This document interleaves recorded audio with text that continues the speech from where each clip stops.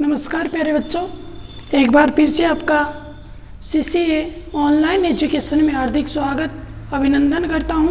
पिछली क्लास के अंदर हमने संवाद लेखन प्रारंभ किया और जो संवाद लेखन है वो हमें 4 अंक दिलाता है और बहुत अच्छा इंटरेस्टिंग टॉपिक है। ज़्यादा इसमें कुछ कठिन कार्य नहीं है। संवाद लेखन हल करने के लिए मैं कुछ चीज़ें आपको बता रहा हूँ, जैसे हमें शब्द रूप, धातु रूप, क्रिया जो करता है या फिर कारक प्रकरण अपना या फिर जो अनुवाद बनाना है, ये सारी चीज़ें हमें क्लियर होनी चाहिए।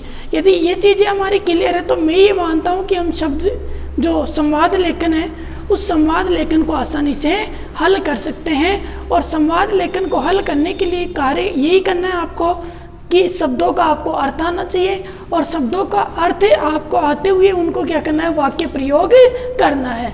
संवाद लेखन बहुत इंटरेस्टिंग टॉपिक है। संवाद लेखन हल करने के लिए ज़्यादा से ज़्यादा आप अपनी जो भी आपके पास सहायक सामग्री है उस सहायक सामग्री में ज़्यादा से ज़्यादा आप एक्सरसाइज हल करें, उनको समझें, उनको देख के बार बार उनका अभ्यास करें। यदि आप उनका बार बार अभ्यास करोगे तो मैं ये मानता हूँ कि आपका संवाद लेखन जो टॉपिक है वो गलत नहीं होगा और आसानी से हम इसके अंदर 4 में 4 अंक प्राप्त कर सकते हैं।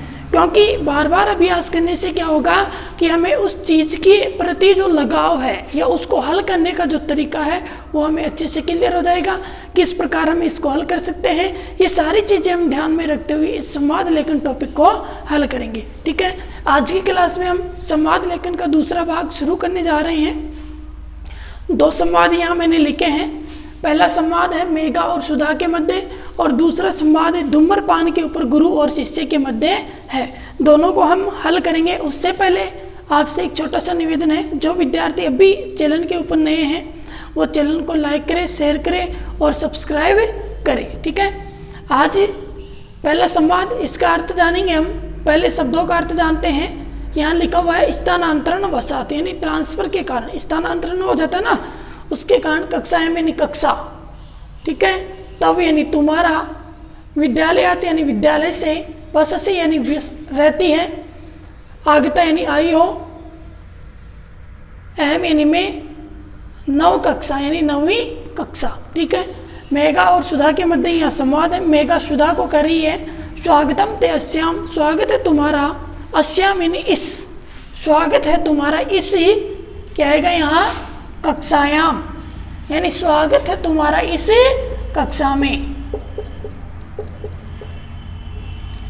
स्वागतम ते अस्याम कक्षायाम, स्वागत है तुम्हारा इस कक्षा में। फिर सुधा कहती है धन्यवाद, तुम्हारा क्या, धन्यवाद। ठीक है, आभार।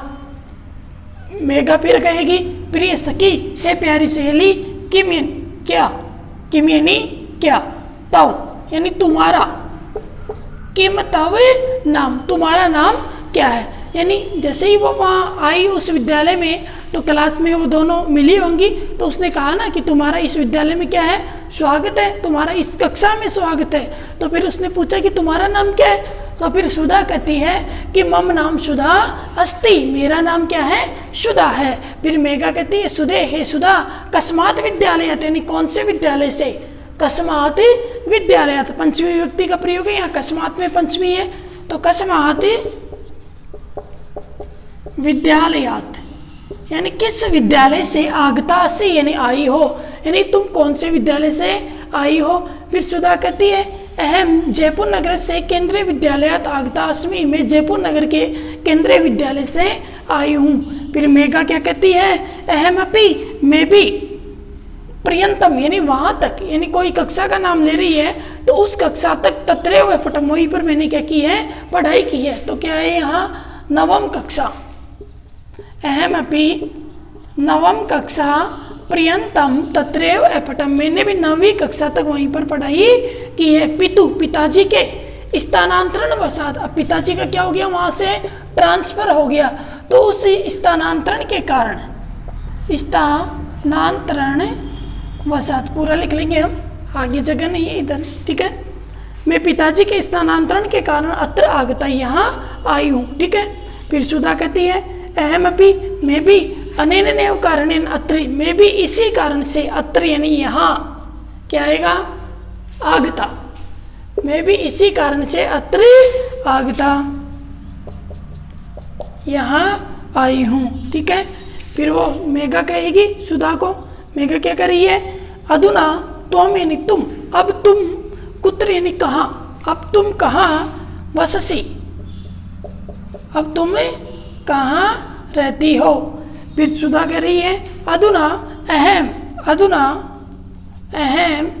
जयपुर नगरे वसामी, सॉरी जवाहर नगरे वसामी, अब मैं कहाँ रह रही हूँ, जवाहर नगर में रह रही हूँ। ठीक है, पहले में कोई दिक्कत हो तो आप कमेंट बॉक्स में लिख सकते हैं। ठीक है, उसके बाद में दूसरा है गुरु और शिष्य के मध्य धूम्रपान के ऊपर बहुत अच्छा संवाद है।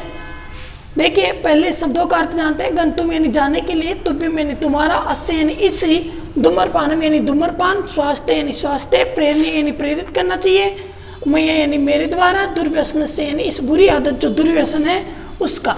ठीक है, सोहन गुरु को कह रहा है कि गुरुवर, हे गुरुजी, अहम पश्यामी, मैं देखता हूँ, विद्यालय यानी विद्यालय में, केचन यानी कुछ छात्र क्या करते हैं, धूम्रपानम कुर्वन्ति, धूम्रपानम कुर्वन्ति। हे गुरुजी, मैं ये देख रहा हूँ कि विद्यालय में कुछ छात्र धूम्रपान करते हैं। तो गुरुजी कह रहे हैं वत्सी, अरे पुत्री, धूम्रपानम, जो धूम्रपान है, जो बुरी आदतें हैं, वो तो स्वास्थ्य विनाशकम अस्ति, स्वास्थ्य का क्या करने वाली है, विनाश करने वाली होती है। तो इसीलिए क्या नहीं करना चाहिए, धूम्रपान नहीं करना चाहिए। ठीक है, सोहन कहता है फिर गुरुवर, हे गुरुवर, को से, कोई इसी दुर्व्यसन से, यानी कोई इसी बुरी आदत का, ये जो दुर्व्यसन है ना, बुरी आदत, धूम्रपान करना बुरी आदत ही है, दुर्व्यसन से